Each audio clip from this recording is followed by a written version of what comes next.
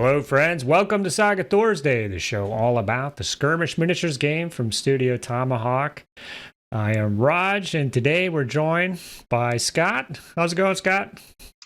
Going well. It's good to be here. Yeah, we are going to discuss the Carolingian board, and you've been rocking this. I actually played against you, and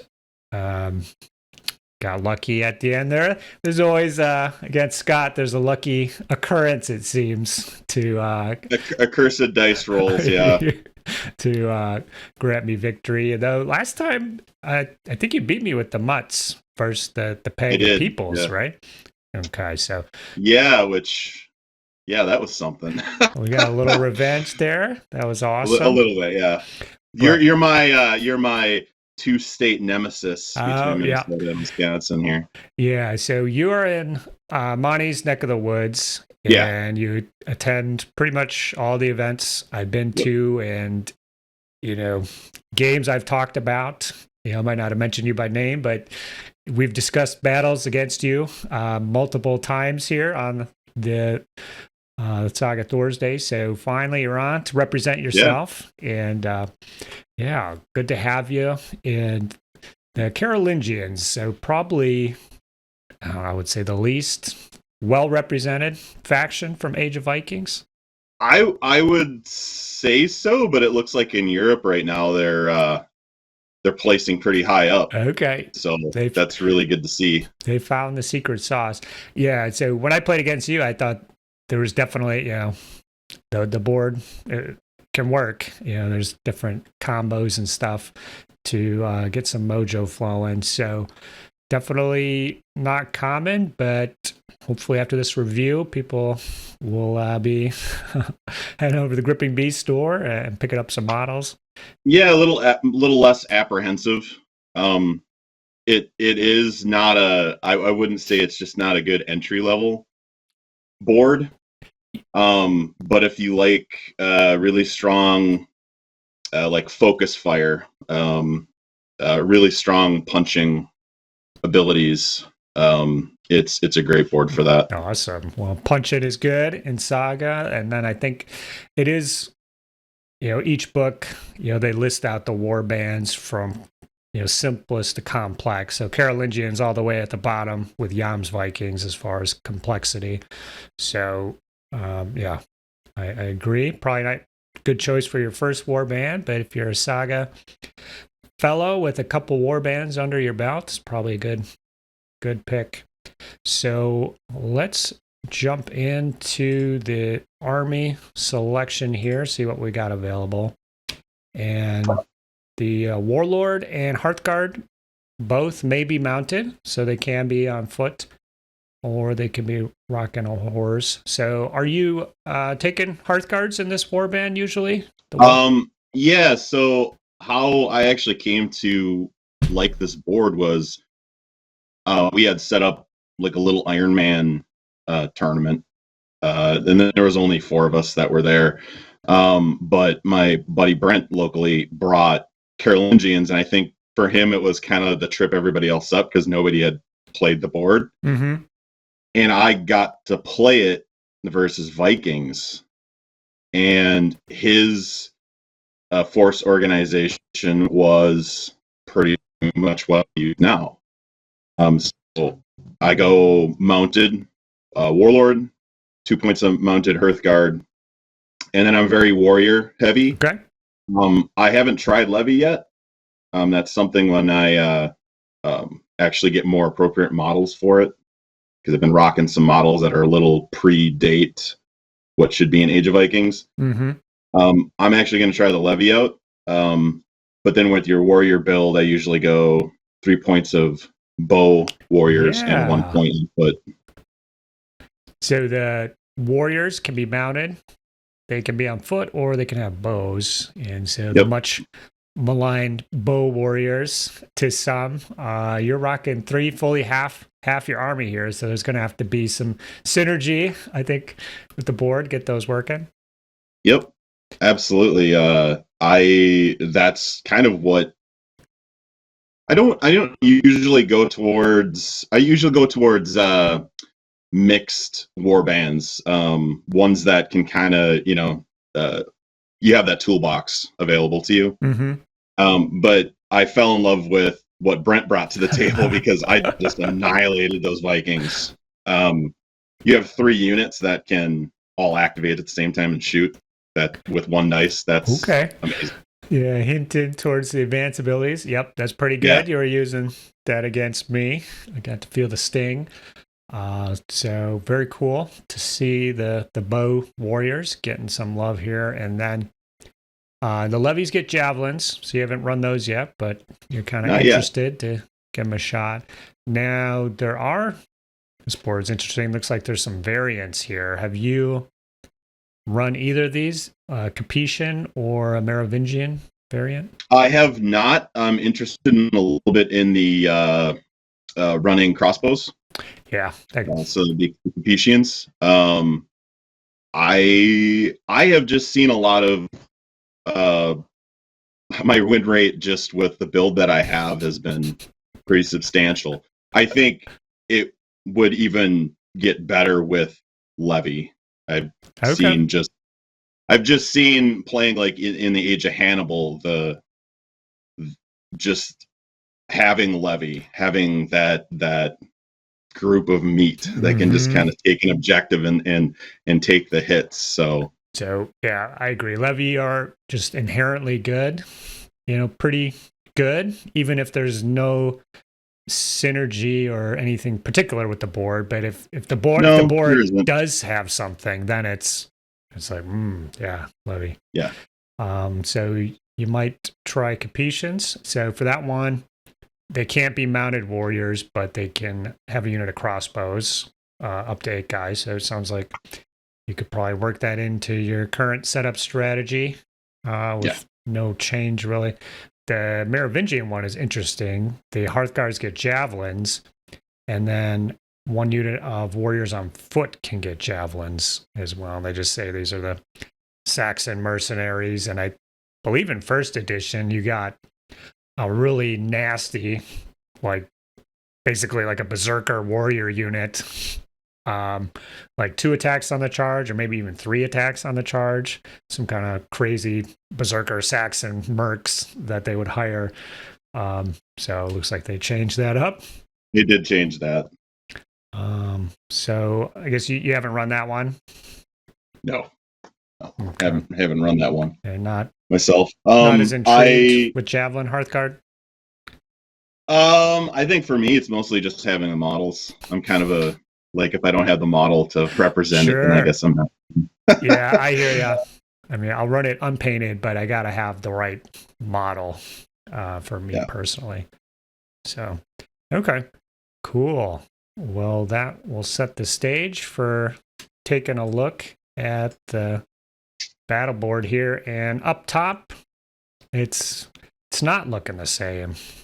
No, it's not. Looking different right here. So I think the activations are the same. It looks like your combat bonus is similar, but interacts with Prolium. So why don't you kind of tell us what's going on with Prolium here? So the Prolium, that's the cornerstone of how essentially 2/3 of your battle board, your advanced saga abilities, how they work. If you don't have that filled up with 3 different faces of a saga dice, all the rest of those abilities are diminished. So within your first turn or 2, you're going to want to sink 2 to 3 dice into that if you can.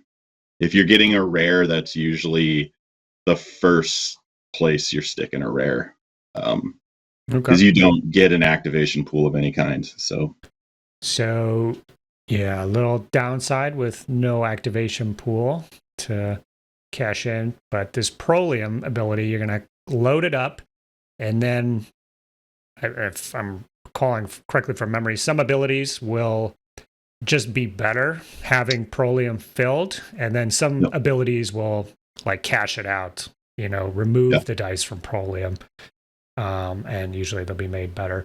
So as an example, combat bonus, gain attack or defense dice equal to your Prolium then discard 1 die from Prolium. So yeah.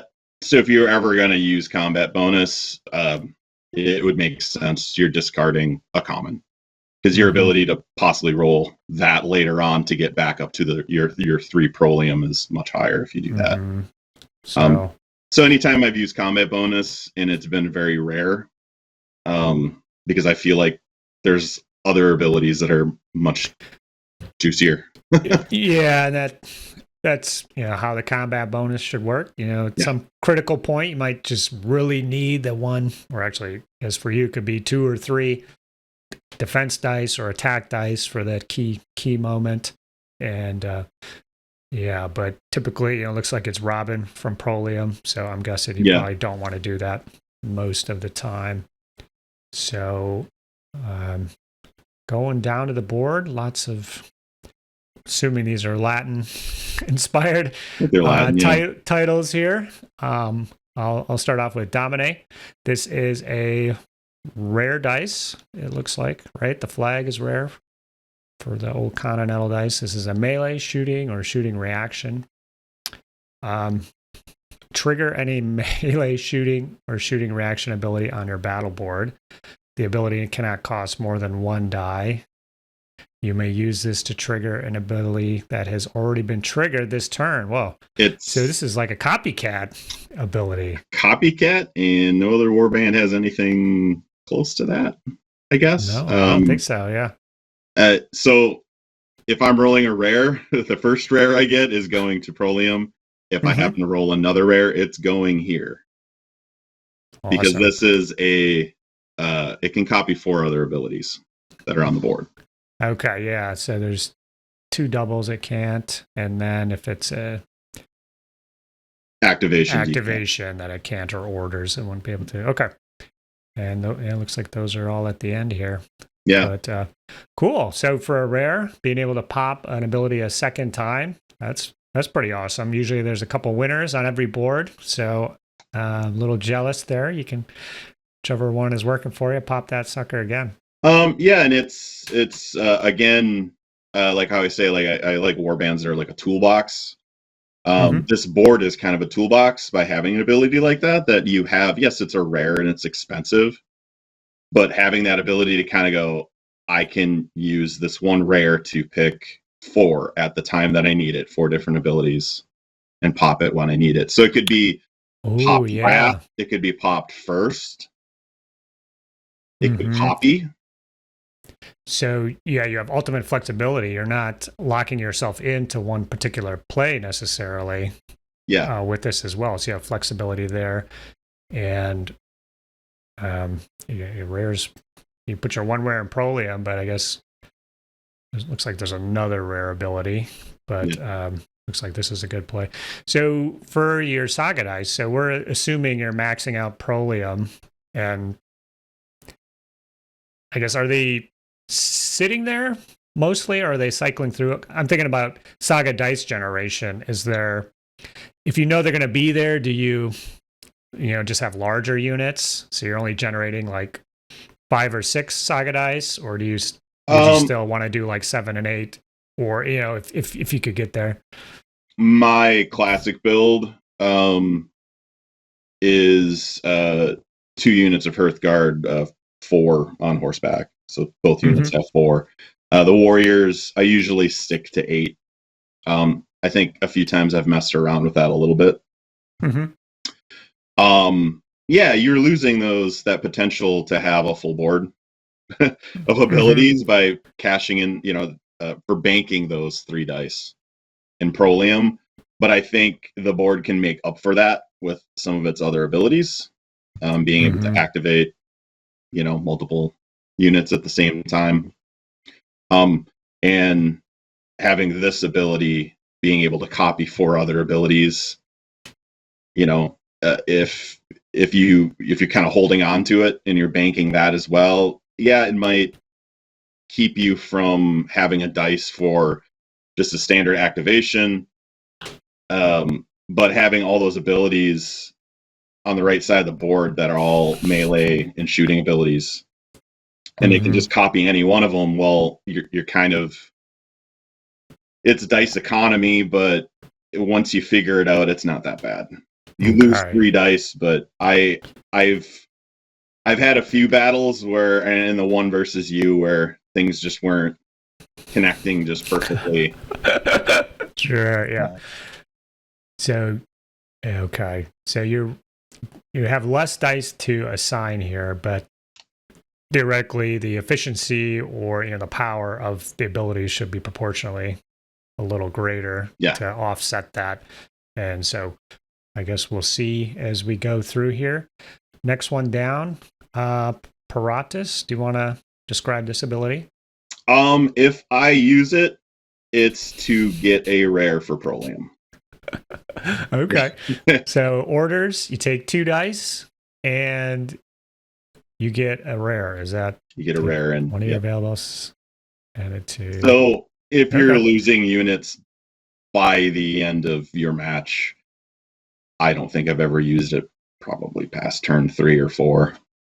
It's just not. By then, you should already have your Prolium set up. Even if you're cycling through it with one of the other abilities, you're going from 3 down to 2 Prolium. That's just too much dice to try to get another rare. You should already have it set up by then. So I'm glad it's there. It saved me many times in the early game, but by late game, I don't really pay too much attention to it. Next up, we got Damnatio, I'm calling it. Maybe Damnatio. Orders. This is looks like a rare and a common. Okay, pretty pricey. Choose a unit with less than 3 times more figures than your Prolium. Until the end of the turn, all attack dice targeting this unit get a +1 bonus. So I'm going to need you to translate this for me right here. You're right. It's very spendy. It's expensive to the point where I've used it. And anytime I've used it, I've made sure that I'm lining up a shot that I can take, or maybe 2 shots, or something's within, shooting distance. But when you're only rolling 5 dice and you're using 2 of them to do this, that's a hard sell for me. 2 of the 5. Yeah. So if you have the 3 Prolium up 3 times, choosing less than 3 times more. What does that work out to? A number of figures up to 3 times your Prolium. A unit with less than 3 times. So a unit of 8 or less? You might not have the update on your... okay, yeah. If there's some fact stuff, please let me know. I did not... I have actually a FAQ here. Let's see real quick. Yeah, what I have on the board, I pasted over. Okay. It hasn't changed again, so it's up to 3 times your Prolium. So most units you don't really have to worry about, and then if you're using it for a Warlord or anything like that, you're pretty set. I mean, getting a +1 bonus in your dice is really huge, but so it's all attack dice. So I'm thinking when you did do this, it was just shooting attacks, like generally shooting attacks, taking out a big high value target, or let's say your opponent did put a big blobby levy unit on an objective, and you could somehow get 2 units, 3 units close enough to either go in for an attack or shooting, to whittle those down to the point where it's more manageable. To make sure you're hitting with everything. Yeah. Okay. Well, I just feel like you can use your dice better, with these other abilities. I mean, 2 dice abilities are tough in most boards. This one's taking a rare on top of it, so it's an orders ability. So if you had that activation pool where you could just replace and replenish, it'd be good on other boards. But with the unique mechanics of this one, I can see how quickly run out of dice. But okay, do you want to head up to the top there? Looks like sure. What do you Vares or Vires? Okay. I'm not like sure. Vares. Not a Latin major. Um, uh, this is one that I've had to use late game to get some dice. To get some dice back. The problem is like if you're using it as an orders reaction and you're pulling all your prolium off to use on your abilities, well, then your abilities are dependent on your prolium, so then you're probably parking at least one of them back up into your prolium, or maybe two, and then hoping that one of the dice faces is something that you can use. So I think this came up in our game, where I think I even told you I don't use this very often, but I kind of have to right now. Desperation move. Yeah, it's a desperation move. Pulling the dice at the top of your or your opponent's turn. And yeah, so do you typically use this on your turn? So you can kind of to get what I need. Get a full, maybe like 8 dice to work with for that. Yeah. Well, hopefully, if it's late game, you're probably down a few dice. But pull prolium, roll, you have your normal Saga dice, 3, 4, and then add the 3, and then see what mojo you can work. Does that sound right? Yeah, what mojo you can work. There's other abilities, other boards that where you can park dice and then pull one out of a pool. Well, this one just says discard all your dice. If it was a little, if it was a little different, where you could take one off, kind of like how your combat bonus, you could pull your common off, re-roll it. Sure, yeah. That would be great, but then you're spending a common for a common. Okay. It's an odd one. It just only really ever comes up late game for me, in a desperate move if I need to. Well, that makes sense. And then it's nice that there is some way to get those dice out of prolium.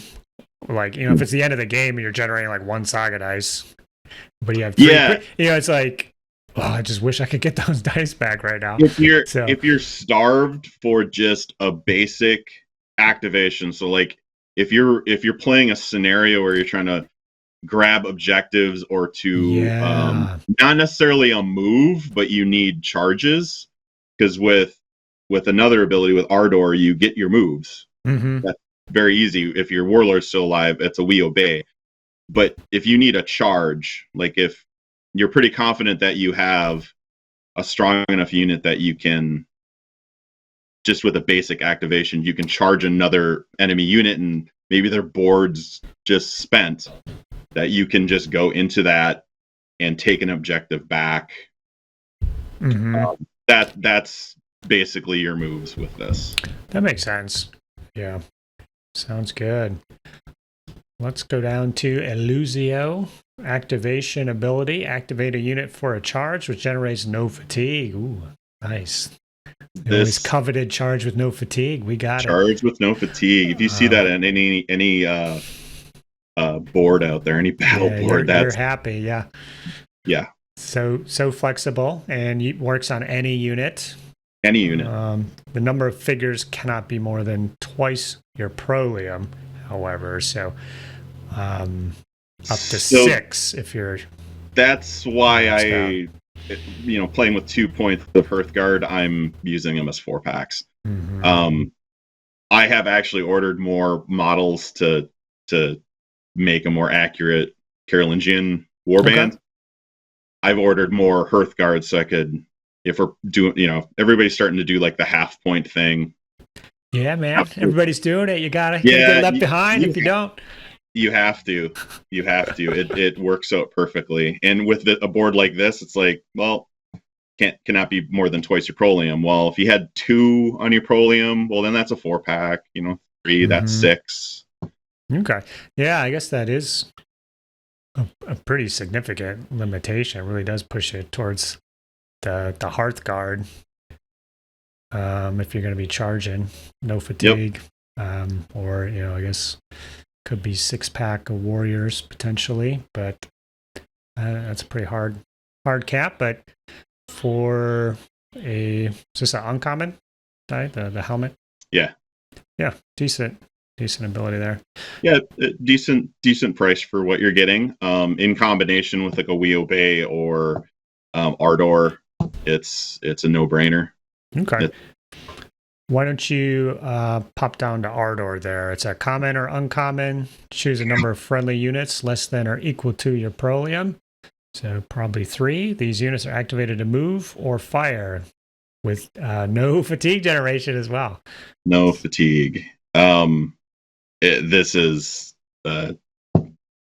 where you should be parking a dice. The capstone, the backbone of the board, right? If you're not, then you're not looking at this board correctly. It's either that or you just don't have enough units. Maybe late game you don't have enough units. That doesn't make any sense. I guess that has come up a couple times. But yeah, if you're rocking a lot of shooting units, like I do 3 units of Bull Warriors, it's key. And it's it's not telling you that they all need to fire or they all need to move. They can do it individually. Yep. 1 can move, 2 can shoot. So with a we obey, telling a shooting unit to shoot, and then using Ardor, that's 2 shots, no fatigue. If you had dice to spare at the top of your board for just basic activations, I've done that many times where all 3 of my units have shot twice. Yeah, so that's the machine gun line that I experienced. So you could, through wheel bay or activations, maybe there's other abilities come, but basically shooting twice with all your units, and at the end you're still fatigue free. So nothing to sneeze at there. Yes, that's, if you can pull that off, that's 24 shots in 1 round. Looks good, yeah. Another, again, not really specific. You can move up those Hearthguard with Ardor, like you kind of mentioned, charge with Elusio. Yep. Or charge with a dice and then use Elusio to get the heck out of there. I think maybe you did that to me too. Yep, and you can, if you're running the other versions of this warband where you're playing around with javelins, that's a no-brainer too. Move up, throw that javelin, use Ardor, get them out of there. Get the heck out of there. Yeah, this would be great for levies too. Yeah. No specifications there. Awesome. Yeah. I gotta love the dice efficiency there, making up for the lack of, if you're stuck with 5, you have this ability, that's not so bad. Might 1 dice to potentially activate 3 units. That's with a common. Yeah. If you see anything remotely close to that on any other board, it's those are the types of boards I love. I like trying to figure out that dice economy boards. This is good. And then again, very flexible. You're not locked into anything. If something happens, really lucky for you or really unlucky, you could capitalize on it, or I need to change my plan now, because my unit got destroyed. I wasn't expecting that. I can totally change it up. Yeah, any ability that is like a toolbox ability. Okay, well, this happened. Well, now I can react to it. You're just not stuck doing a singular thing. Those are the best abilities out there. I love it. All right. We're going to move up to Defensor. I like the name of this. Yeah, it sounds like a He-Man. I know. I'm like, it could be real. Maybe. Yeah, it might not. Sounds cool, though. Melee or shooting reaction, gain defense dice equal to your Prolium +1. So +4 defense dice. That goes a long way to keeping the bow warriors alive if they got to see some combat. Nothing to sneeze at there for uncommon die.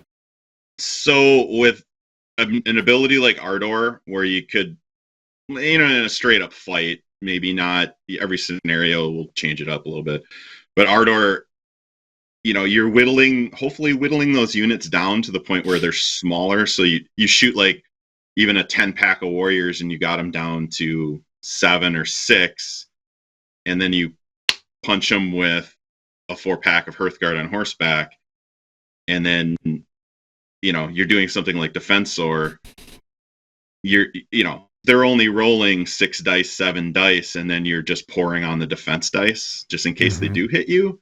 It's you're figuring out how to kind of pick your battles. Yeah. And whittle down the opponent to the point where when you do finally engage them in melee, you're stacking all those, defensive dice and other abilities that we'll see here in a bit. Yeah, 4 defense dice can really nullify like a shooting attack. Yeah, definitely. Good for keeping Hearthguard alive too, like you say. Yeah. So we can already kind of see what's happening here. That your turn, you're shooting once or twice with many units. You're charging in a Hearthguard unit somewhere, and you're popping Defensor, so they do some damage, take none in return. They scoot back to the battle line, and you've inflicted all this damage, and you have no fatigue or anywhere, or 1 fatigue on one unit or something. Usually, yeah. And so it's kind of breaking the Saga laws of, you attack, you get fatigue, then you're vulnerable, and it tit for tat, So anytime you can break that cycle, you're good. So awesome. Interesting. So you don't take any warriors on foot or anything? I do. You do? Out of those 6 points, it'll be 2 Hearthguard on horseback, and then 4 points of warriors, 3 of them with bow, and then 1 unit. Okay, cool. Yeah, so definitely closing ranks with 4 defense dice. Ugh. Not something you want to go you're not against. going to get anywhere with that. You don't that. feel good about going into that one with that up. So cool. Plus, you can double it. So then that's 8 defense dice. So you can double it with another ability later on, or no? Domine. Domine. Oh yeah. Oh yeah. My gosh. Oh, we haven't even. These are the 4 abilities on the right side of the board. So this is the first one. So you can't double Ardor. I mean, that would be you can't double Ardor or Luzio or any of the ones we discussed. So this is the first one. Yeah, this is the first one you can double. Pop twice, so we could go for 8. Oh man. Oh, that definitely gives you some your options. Opponent doesn't have a copy of your battle board right in front of them and they're not paying attention, you can shut things down. Yeah, you just shut them down. A lot you can get through with 8 defense dice. Holy smokes. All right. Well, if you got defense, you take Defensor. You want to pop down to, what do you think? Vinco? What do you say? Yeah, Vinco. Well, this is how I use it is you're trying to crack a high value target that has a high armor. You're just trying to make sure that you are getting hits through. So inflict a number of automatic hits equal to half your Carolingian. Maybe. So this is good. Melee or shooting. So melee or shooting. I use it probably more in shooting. Really? Okay. Well, I mean, if you had a Hearthguard unit within range on foot, yeah, and their armor's 5, and they're like, "Hey, we're not really too worried about you shooting," and then you're like, "Well, I just got 2 hits in." I would do that. On top of maybe a couple lucky dice. And maybe I'll make it 4 hits. Maybe I'll make it 4 hits. I've killed many a warlord with this. Yeah, definitely. Yeah, this is awesome. Yeah, you got that warlord. He's exhausted. I'm not going to give you, even though you're exhausted. I don't want to take the 8 hits. I'll just ping you now with some bow shots. That's awesome. Automatic hits. Gotta love those. Love those any too. Saga board, we can get them. We can break the rules. The 1 warrior charging in can do up to 4 auto hits. Nothing to sneeze at. Ultimate insult. I don't know. This is the levy ability here. And the one levy left charging in and doing all the auto hits. That's a kick in the gonads. Awesome. It is an uncommon. So there have been a few games where when you are dice starved, so with Vyres, that might be something where I'm taking those 3, I'm re-rolling it. Hopefully I can get 2 back on Prolium. Get another uncommon. Yeah. It's good to point out. So yeah, your 2 probably bread and butter abilities are uncommons. And if you only got 5 die, anything can happen on those 5 rolls. So interesting. Okay, cool. Well, you've got another melee or shooting down here, Potentia. You can use this is all 3 dice. So anything you want. Reroll a number of attack dice which didn't score hits equal to twice your Prolium. So you can typically reroll up to 6. Am I reading that right? Yeah. Yeah, that's awesome. And again, melee or shooting. These are all melee or shooting type abilities here. So pick your pleasure. That's awesome. Wow. Yeah. That's been a huge, just gives a huge advantage. Especially if you're having those wild dice swings, you need that extra chance. Reroll a number of attack dice. That's cool. Yeah, it's a combat bonus though. I guess. Well, I'm looking down to 40s here. If you got rerolls, you always want as many dice as you can to get with in the beginning here. So, combat bonus, you could get up to 3 more, but you're going to cost a Prolium. But I guess the 40s ability here will get you something. But that's great. Another Warlord killer. Be safe. Another Warlord killer. Be careful with your Warlord here fighting these guys. All right. Well, do you want to talk about 40s? It's a melee. Yeah, so rare. It's rare. Gain attack or defense dice equal to your Prolium, and your opponent must discard as many dice as you gain at the same type. Ooh, that's a nice little tradesy. So you can shut down Warlord on Warlord interaction. Especially if you got lucky enough to roll that many rares in a game, if you could somehow double this ability, that you're taking 6 dice away from a Warlord or any unit, and you're gaining that. And then if you happen to have a common, have Potentia, you're re-rolling 6 of those dice. So it's a devastating ability. It's a game changer. The only thing that's holding it back is its cost. But if you're rolling a rare, you're throwing it on Domine. Sure. Instead of this, because it just copies it anyways. So you're putting it there and you're parking it. You're not putting it. You could pop it. Yeah, you could pop it anyways. Yep. But you're just having the flexibility to dominate. Cool. That's awesome. I've actually probably popped that ability more that way than actually having a dice on Fortis. It just doesn't seem to work that way where you can. I have been able to double it a few times. Pretty hard to roll that many rares. So I guess kind of surprised looking here. So the Prolium, none of these abilities. I guess I kind of had a mindset of impetus.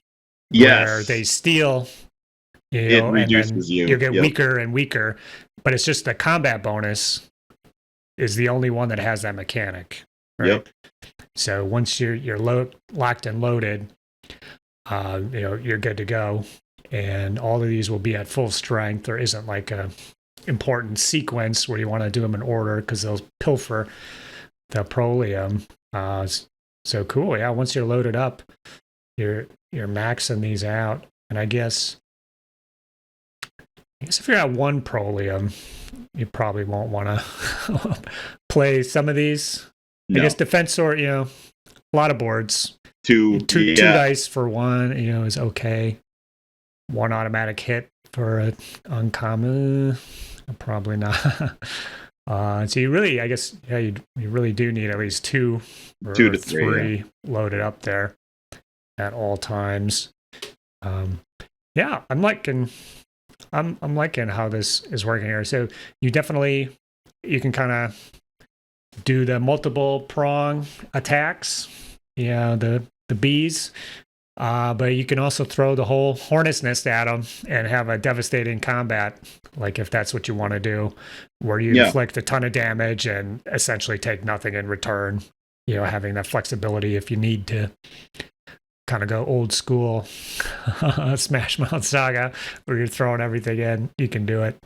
It definitely, it's coming out of the Age of Vikings book. It definitely has for me being a mutt player too, it kind of has that ability of a cruise missile attack and being able to just kind of smash through the lines if you need to, or to take out a high value target very easily if they happen to be exposed in any way. You have that reach with a move without fatigue.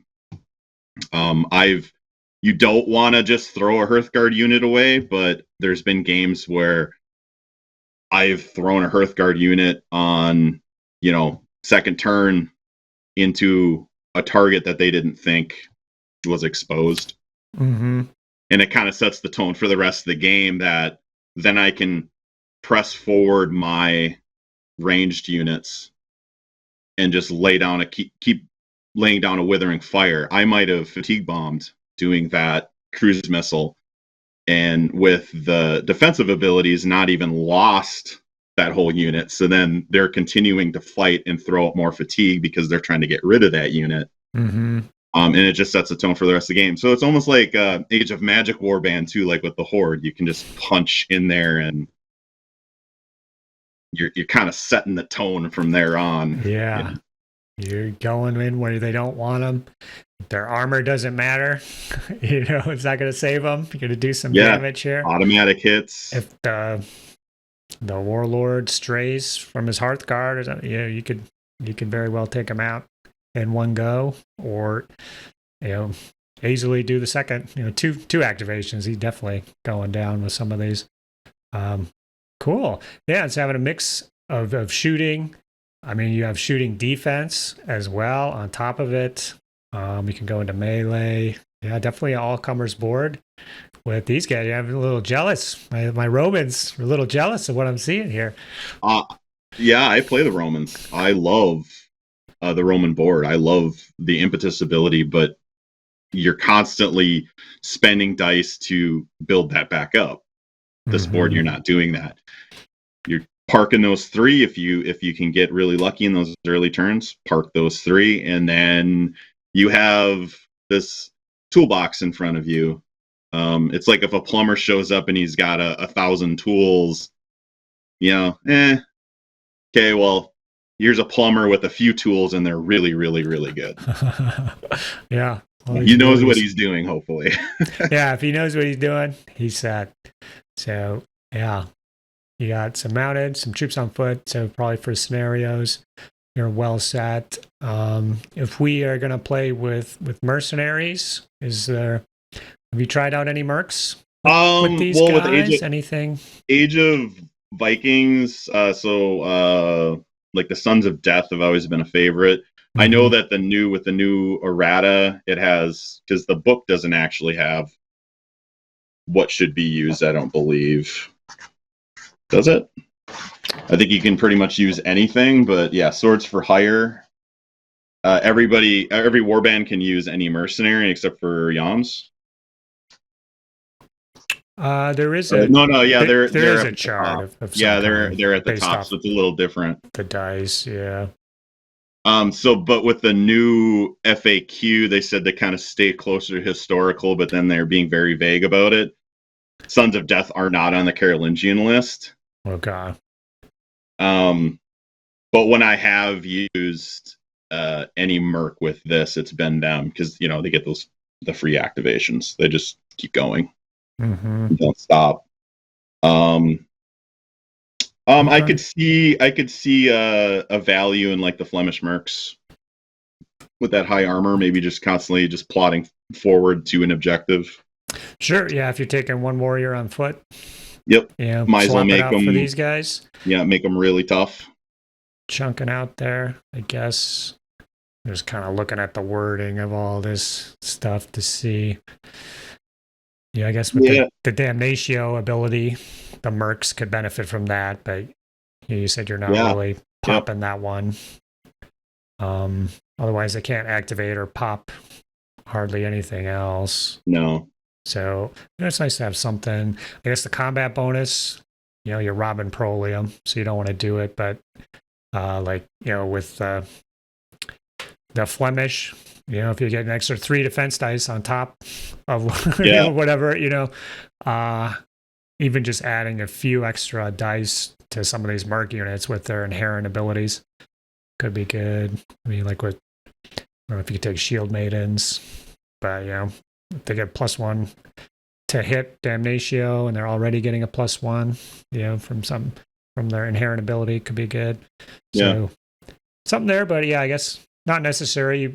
I think you mainly want your own troops to be able to activate, keep your flexibility, and the abilities are good enough that I don't think the mercs are necessarily offering you much. I have probably about half of the mercs. I would say other warbands benefit from them more. Is what I've seen. Yeah, so you got a specific kind of game plan with what you're doing, sequence, and having this odd little unit isn't necessarily part of the synergy or the mojo that you're building. Yeah, no synergy below other than Damnatio, and if you're spending 2 dice to do that, and then you're spending another dice to activate. A merc, like, okay, over half your battle plan there, yeah. So that makes sense. Well, what any particular thorns in your side, or anybody happy to see? I think Vikings. I mean, you smashed the Vikings that one time. Well, I mean, Vikings have that ability. Is it Loki, where you can just shut down shooting? Yeah, one of the shootings will be shut down. So you gotta. Yeah. So that was the first game I ever played with Carolingians. He used that against me, but then I had 2 more units that could just keep shooting. So okay, no big whoop.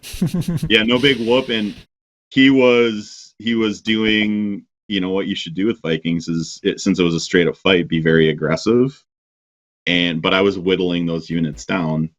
So then they were manageable by the time they hit, in melee. It's not, they're very weakened.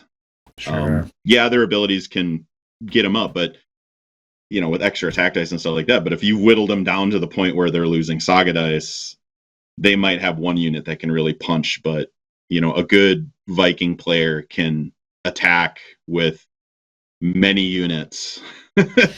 And really try to capitalize on timely Ragnarok. Yeah, well, that's timely like you getting a timely Ragnarok. Yeah, that was our game. How I won it, with a Ragnarok at the end there. So awesome. Other thorns would be just fatigue. There's no extra fatigue mitigation. Ardor is a shooter move. It's not a rest. So you don't have any abilities like the Romans, have the ability where you can rest up to 2 units and remove. Sure, yeah. So you have you're running with fewer activation dice anyways. And so you kind of have to do it the old fashioned way. Yep. So it's probably really important not to necessarily push it. Play the Elusio, Ardor, stay clean, stay fresh. Stay clean, worry a little bit more if you're playing the Anglo-Danes. Oh, yeah. Oh, yeah, that's, that could be a nasty little fight there. Tough to get off those fatigues once they start piling up. So, awesome. Well, yeah, thanks for coming on, spilling your knowledge here. You are one of the better players I know for sure, and you're excited about SAGA. How many warbands do you have, Scott? Oh God! And these are like painted warbands too. Everybody, like, these aren't the pile of white metal. They're normally behind me stacked up, but I've been moving things around. Because some warbands can fit, a couple. Yeah, you can. Yeah. I have like over 20. That's awesome. I was playing this game incorrectly back in version 1 with a really close friend of mine, and kept seeing Monty and Brent, a couple tables away, and maybe not even playing Saga, playing other games. They dip their toes into other things, and one day Monty just comes over and says, "Hey, my name is Monty, and I see you're playing Saga." And from there on, he's like just the greatest ambassador for the game. Absolutely. As far as like just friendly. Hey, I want to play a game versus you, and these are the other guys that play locally, and let's get involved. And I've been involved ever since, and I've always loved painting miniatures. I feel like my painting game, since knowing Monty and knowing you and going to ADEPTICON, my painting game has gotten way better. Definitely. We've seen photos of your stuff. You shared them with Hercus Monte. Yeah. Some of your war bands for his videos. Yeah, you're definitely one of the best players I know. One of the best painters too. That means kind of all around. That means a lot, because this is a big passion of mine. I love. I might go through a stretch where I don't paint much, and then I just sit down, and it's nothing. That's like nothing I want more than to finish a war band and have it ready for my player across the table, that they can play something that maybe they haven't seen before. And I think that's what really brought me to this war band. Was Brent brought some older models, because he has pretty much everything going way back, and I'm like, I love this. This is a great war band that you just don't see. I'm glad I'm starting to see other people use it in second edition. I think they came in second over in it was, I believe it was Frank's board previously. It could have been a separate board, though. My memory's kind of fuzzy. I think they might have rolled them together. Okay. Or the Franks, but they also had the variants and stuff. I don't know. It's fuzzy at this point, from the first edition days. But I'm almost certain somebody's going to pick these guys up after watching this video. I mean, what's not to like? I mean, looking at it, it's one of those where you can't necessarily follow, how it all works, just reading it the first time. But I think it definitely helped playing a game against you. For me, just kind of visualizing it as we go through here. But I think we explained it all pretty well. And, what's not to like here? I mean, you can definitely do the shooting units like you do, but these are melee or shooting, move or shoot. So you probably want a unit or two of shooters, but you could take multiple warrior units. You can mess around with the Hearthguard, with javelins, the Merovingians. A unit of crossbows would be quite lovely in the mix. So you definitely have different options on what you want to do here. I guess maybe the limiting factor could be the models. I know Gripping Beast has the range covered. I'm not certain. I'm sure there's a couple others out there. Artisan is another one. Artisan, okay. Yep. What models are you using for your most of mine are Gripping Beast. I'm using as the archers. I'm using their plastic Dark Ages, but I modified them. So, sure. Like I said previously, I'm not really. The models I've been using aren't necessarily pretty, very correct. They're more of the older, like the Swabian knots, Germanic, Frankish. Sure. So I use a lot of these models. Actually, one of the largest collections that I have of models just on foot, and mostly foot. And some of these models do double duty into Age of Invasion with Franks, which I love that board. Yeah, I think this one definitely straddles the line with Invasions a little more than some of the other ones. But if you're looking for period correct Carolingians, it would be the Gripping Beast, or people use Norman models too. Yeah, it can fit. I think that's fine. As long as it's a guy on a horse, or a guy with a bow, or a guy with a shield, you know what you're up against. That's the great thing with Saga. Not really too many sticklers there as far as the models and accuracy go. So, yeah, that's awesome. I think folks definitely gonna pick this warband up. Looks like a pretty good all-comers list, all scenarios. You probably have a little something you can work with. And yeah, thanks for taking the time to come on here. We had a couple technical gremlins. I think we worked through them. I'll see once I edit. I'm sure it's fine. But yeah, like we said, you got a ton of war bands. Maybe I'll see your lovely face on here again, perhaps. Sure, I mean, you offered a few other ones, but the Carolingians is what I took you up on. And now I have to look. I'm pretty close to having every Age of Vikings faction covered with a faction review. I think there might be one or two stragglers. I'll have to double check. Cool. So yeah, that's most of them were done a few years ago. Oh, okay. There'll be 3 done in December here. We did the Danes, the Anglo-Saxons, either possibly before this, most likely, but maybe after this. But that one's in the can, as they say. So I appreciate you picking these models up and playing the war band and becoming the source of knowledge for us. It's much appreciated. Yeah, this was great. Yeah, we've played probably 4 or 5 games over the years. Yeah, a few Magic finally games. beat you the one time. Last I time. want to. That's pretty good. I think you were the only. Monty never managed to beat the Pagan Peoples, I don't believe. And I don't. All the other games, I don't think I've lost with them. So you definitely more than made up for all the other ones pulling that off. That was a well-fought game for sure. And hopefully we'll see you pretty soon here. We got a couple events coming up. Yeah, I'm looking forward to the tournament there in Wausau. Oh, cool. Awesome. Yeah. Just wondering if I'd see you. And if not that one for some reason, definitely ADEPTICON. I believe you've been volunteered or voluntold for the SAGA ADEPTICON staff. You're as far as I know, I'm a backup TO right now. Backup TO, yeah. So if something happens with somebody, you're willing to step up, which is awesome. So I'm just going to thank you for that on the air.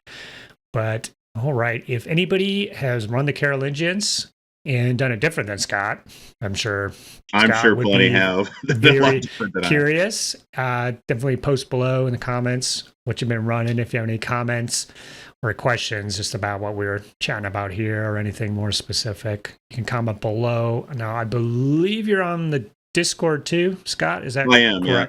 Okay. It should be Scott ZD. I'm more of a lurker. I post every once in a while. Yeah, me as well. I like reading stuff, but I don't often have the energy to commit to typing something in. So, but you might see him on there as well. And that's going to be it for this one. Thanks everybody for watching, subscribing. Check out the Patreon if you haven't yet. And we'll keep these videos coming. We'll catch you all next time. Bye-bye. Yeah. SAGA! If you'd like to see more SAGA content, consider joining the Heathen Army over on Patreon or popping on down to the SAGA THORSDAY Discord server. Links below. Thanks, guys.